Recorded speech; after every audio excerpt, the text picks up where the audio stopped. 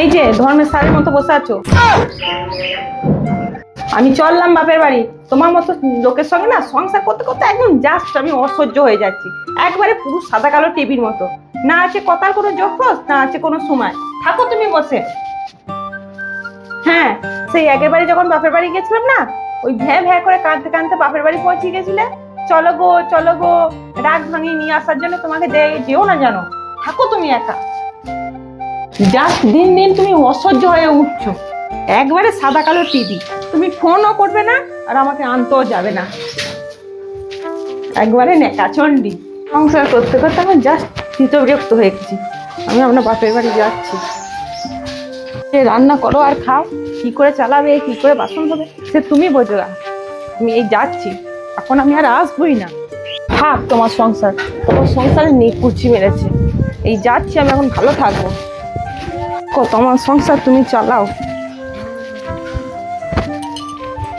Hello মা, আমি যাচ্ছি। আরে আয়, আমার বয়স হয়েছে, পাট জমিতে পাটগুলো দিতে হবে, ইয়েতে জলেতে। তোর বাবারা তিল কেটেছে, মাঠে তিল পড়ে আছে, সেসব আনতে হবে, মা বিটিতে ঝাড়বো। একা পারছি না জানিস, বয়স হয়েছে তো।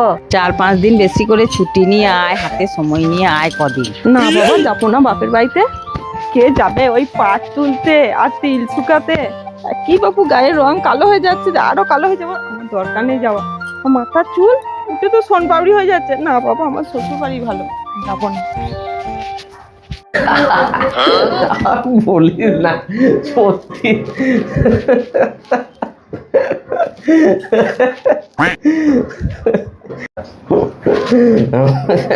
খুব দান পার করে হাসা হচ্ছে না?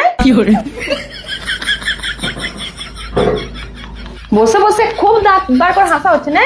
আমি যে এতটা গেলাম, তোমার কোনো চিন্তা নেই যে কি করে গালো? একবার ফোন তো অন্তত পক্ষে করতে পারতে। তুমি কি ভাবছো আমি তোমার জন্য বাড়ি ফিরে এসেছি? তোমার জন্য মোটেই আসিনি। বাড়িতে দুটো ছেলে রেখে গেছি, ছেলেদের চিন্তায় আমি বাড়ি ফিরে এসেছি।